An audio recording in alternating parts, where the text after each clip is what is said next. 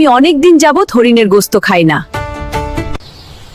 Hulk, এদিকে আয়, তোরা আমার জন্য হরিণ শিকার করে নিয়ে আয়।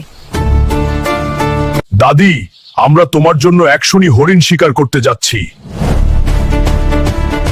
ভাই চলো আমরা জঙ্গলে গিয়ে দাদির জন্য হরিণ শিকার করে নিয়ে আসি। আমি হালকে বললাম, চারপাশে দেখ হরিণ কোথায় আছে। ওই যে দেখো, হরি তার পিছে দৌড়া।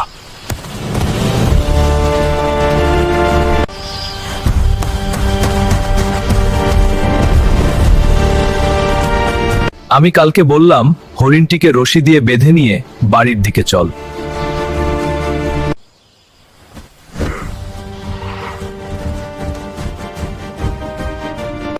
দাদি, আমি এই হরিণটাকে বেঁধে জঙ্গল থেকে নিয়ে আসলাম, এই নাও।